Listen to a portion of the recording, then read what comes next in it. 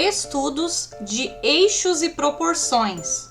No desenho da taça, por meio de eixos, a construção se dá com figuras como elipse, cone e ogiva.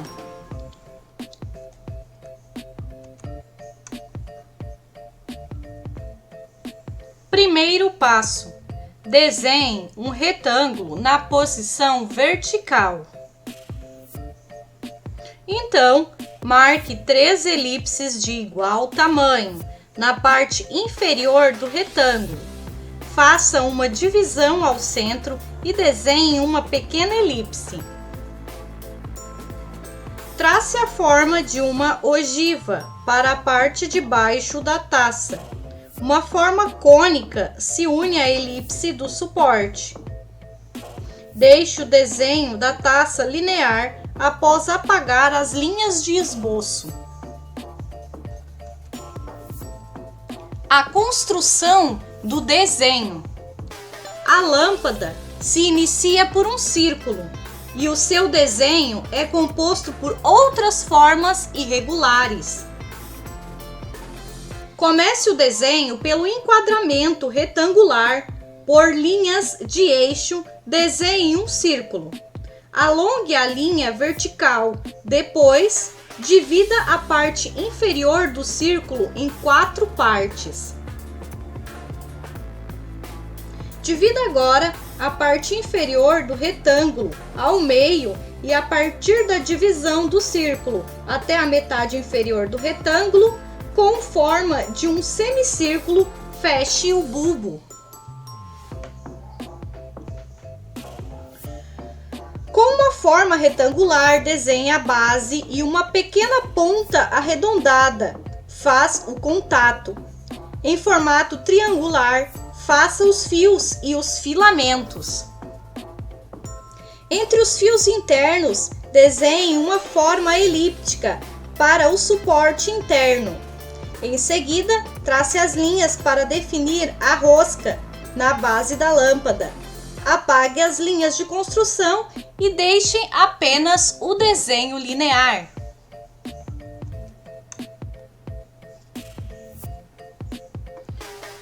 A construção do desenho, a jarra. Já no desenho da jarra, um círculo e um cone são as formas geométricas utilizadas como esboço para a construção do desenho. Por eixos, desenhe um retângulo na posição vertical. Dentro do retângulo, faça o desenho de um círculo e acima deste, uma linha horizontal. Na parte de cima, primeiro faça 4 divisões: A, B, C e D, para achar o gargalo em B e C da jarra em forma retangular. Trace um eixo horizontal de A a D e marque uma elipse para a boca do jarro, como em analogia dos pontos. A mesma medida do gargalo é utilizada para a base da jarra.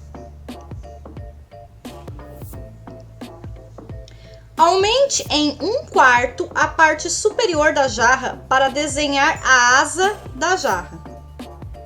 Depois de apagar as linhas de construção, deixe o desenho em forma linear.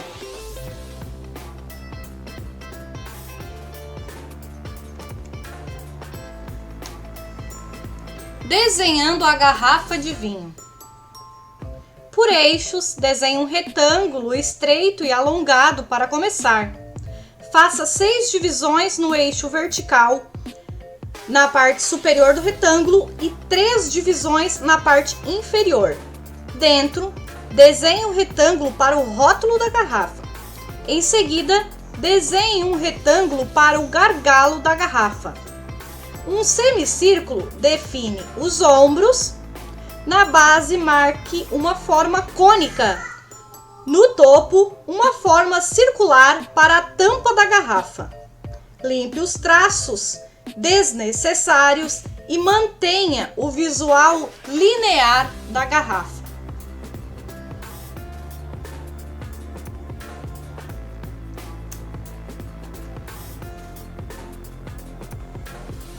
Escala tonal.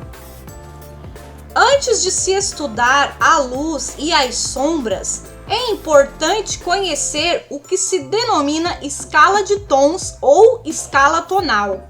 A primeira coisa é identificar o que é matiz e tom. Compreende-se por matiz a cor natural de um objeto. É nela que podemos observar as diferentes tonalidades feitas pela exposição da luz. As tonalidades se referem à quantidade de luz sobre esta cor. Desta forma, quanto mais luz, mais clara é a cor ou a matiz, chamada de intensidade. Portanto, quando a luz está ausente, a tonalidade desta cor fica mais escura. É o que se chama de valor. Assim, temos a escala tonal ou monocromia, pela intensidade e pelo valor de claros e escuros. Pode-se trabalhar com até 9 passagens diferentes de tons. Contudo, de 3 a 6 passagens são suficientes para se obter bons resultados.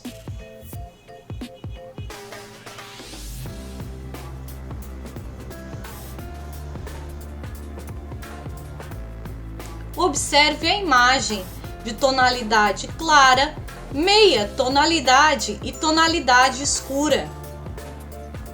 O trabalho agora é desenvolvido por meio da observação visual, da mudança de tonalidades, representando a intensidade da luz sobre um corpo. Assim, ainda por visualização, observa-se os valores aplicados a este corpo.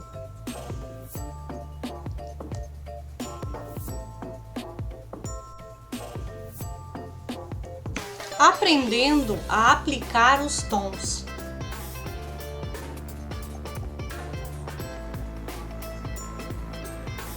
Saber reconhecer a intensidade da luz e o valor escuro de uma sombra é conseguir os melhores contrastes no desenho. Estas tonalidades não são colocadas aleatoriamente em um desenho. Elas seguem um padrão não apenas de claro e escuro, como também a ideia de planos, de distâncias, como profundidade. É nisso que reside a importância de se aprender a aplicar as tonalidades para distinguir os elementos e a maneira como se relacionam uns com os outros.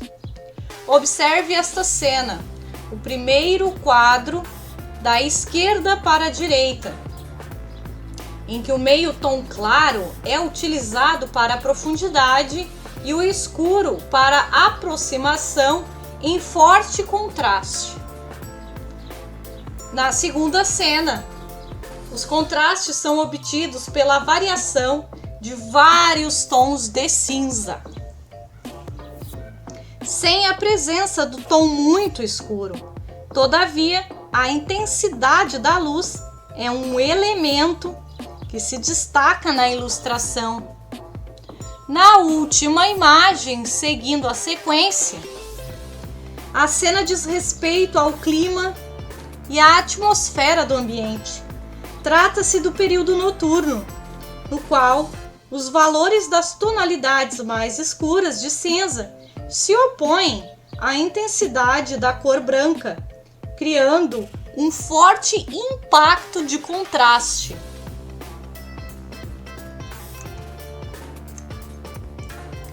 Exercícios de observação.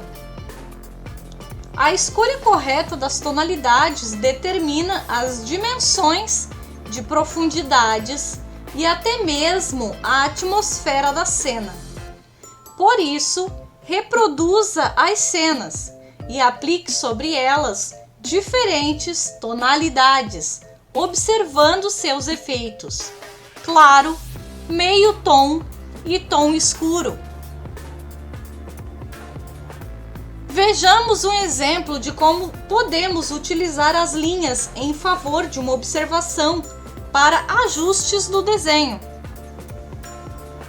Essa linha bate no ponto mais alto da casa e coincide com a altura máxima das montanhas ao fundo. Esta linha coincide com a lateral da casa e a ponta do galho da árvore.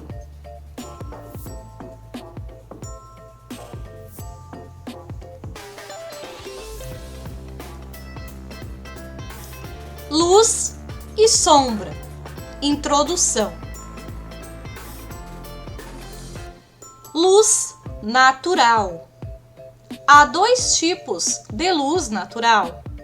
A primeira, claro, a solar, proveniente do Sol, cuja variação de intensidade possui relação direta com o período diurno, claridade matinal, intensidade no apogeu e baixa intensidade no entardecer.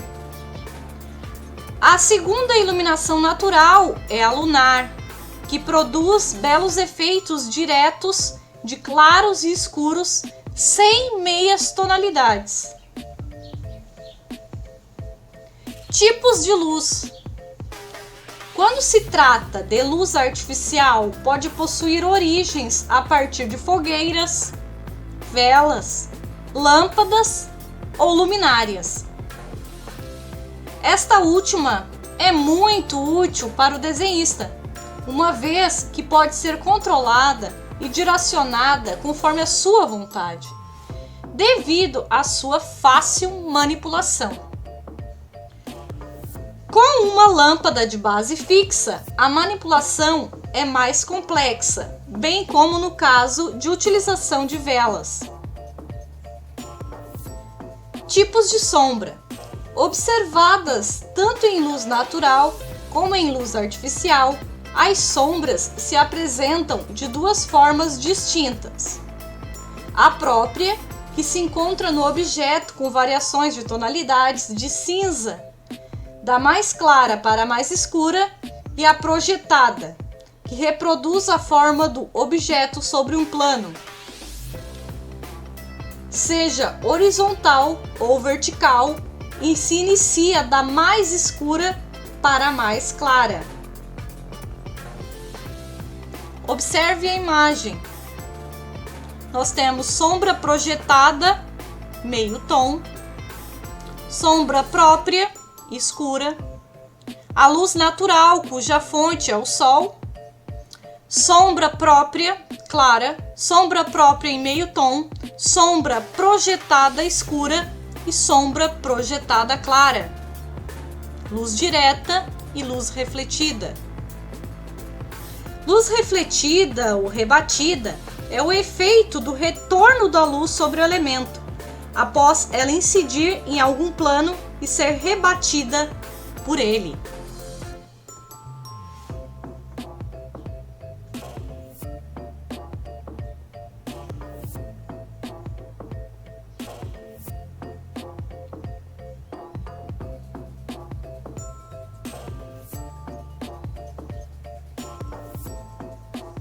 Teoria da luz e da sombra. Ao estudar o sombreamento, embora não seja uma regra, é comum direcionar a luz da luminária acima dos elementos, a mais ou menos 45 graus de inclinação, da esquerda para a direita ou da direita para a esquerda. Entretanto, não apenas o direcionamento da luz pode ser manipulado pelo desenhista, mas também o distanciamento e outros posicionamentos. Em estúdio ou em qualquer ambiente fechado, a luminária pode ficar mais próxima ou afastada dos elementos. O foco de luz também pode estar acima, abaixo, ser frontal ou posterior aos elementos, dependendo do modo em que será utilizado. A intensidade da luz, como estudado em escala tonal, também pode influenciar no sombreamento. O lúmen da lâmpada não só pode deixar o ambiente mais claro ou mais escuro, como pode ser mais disperso ou mais centralizado. A utilização de vela abaixo do elemento, por exemplo, produz um efeito de sombra cônica mais escura que a lâmpada, na ausência de outra fonte de luz.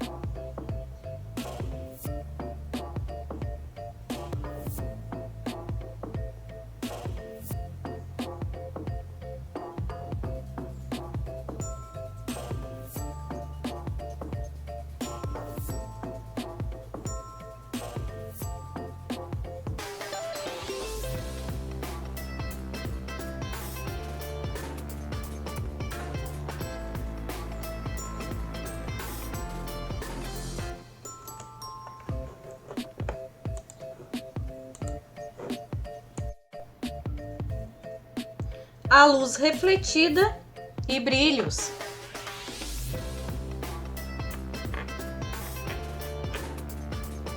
Após a incidência da luz sobre um corpo ou um objeto, produzindo sombras projetadas em mais de um plano, seja horizontal, como mesa ou chão, ou vertical, como uma parede, esta luz pode ser refletida inúmeras vezes. E dependendo da textura do material iluminado, esta luz refletida também pode se dispersar para outras direções, fazendo com que os reflexos surjam tanto nas sombras próprias como nas sombras projetadas, ou criar o efeito de brilhos reflexivos nas bordas de alguns objetos. Denomina-se brilho a luz que um corpo irradia ou reflete conforme a textura do material. O brilho pode ser observado de 3 formas distintas, como o brilho por transparência, próprio de vidros, brilho metálico, produzido por materiais de aço, alumínio e afins, e o brilho de corpos lisos e opacos observados em frutos, como a maçã, e materiais como louça ou mechas de cabelo. Observe na imagem os diferentes tipos de brilho.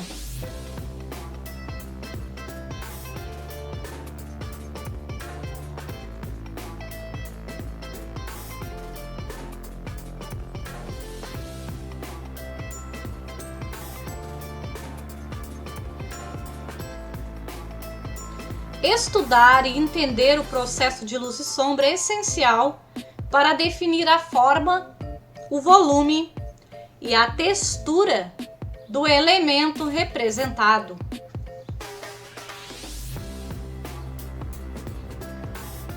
Degradê e a força dos tons.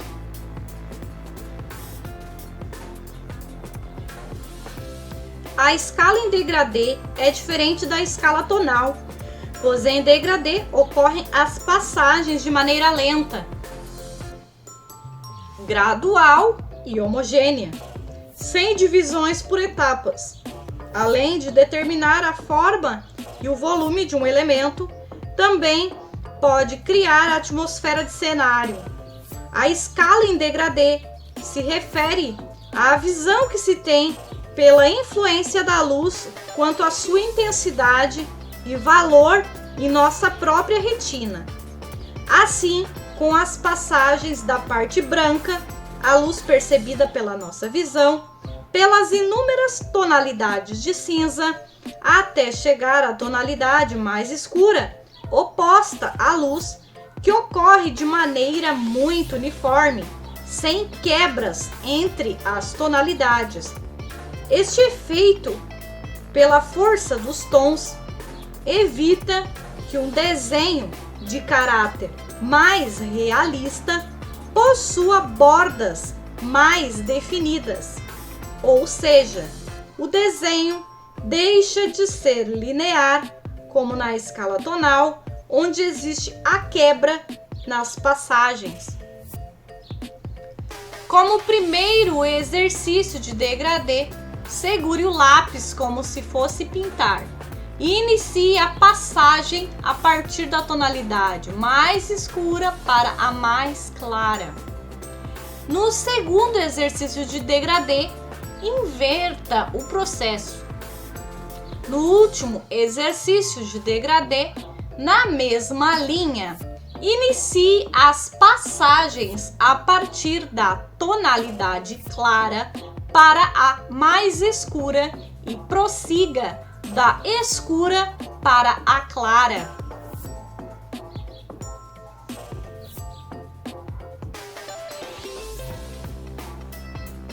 Agora, procure estudar o efeito degradê em formas geométricas, evitando marcar o contorno.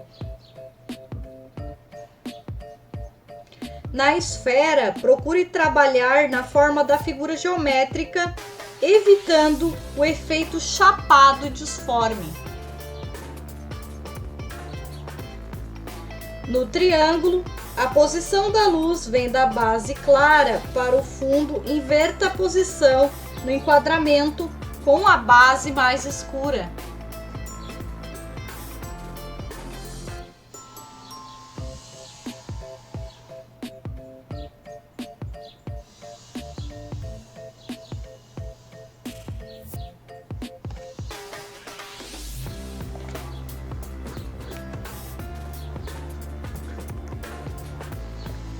Luz e sombra são dois dos mais importantes recursos para a representação de um desenho, pois são eles que tornam o resultado mais realista. Sem a luz e a sombra em degradê, o desenho, somente em sua fase linear, fica inócuo e inexpressivo. Por isso, ao aprender a aplicar luz e sombra no desenho, é muito importante praticar e dominar os efeitos das passagens em degradê, para dar não apenas a forma, mas também o volume e as corretas texturas de cada elemento que compõem a cena. Na imagem, você pode notar a passagem em degradê para o sombreamento e o degradê criando a forma e o volume. Ao utilizar o recurso do sombreamento em degradê, primeiro deve-se ter em mente que para fazer a sombra não é apenas pintar de preto uma parte do desenho. É extremamente importante utilizar as diferentes passagens de tons, pois é o degradê que cria a ideia de forma e volume.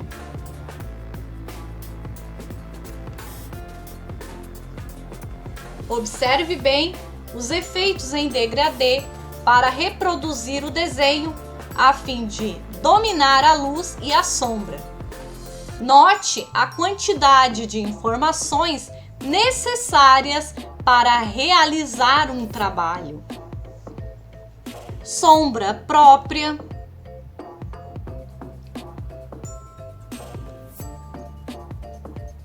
brilho, luz direta, reflexo,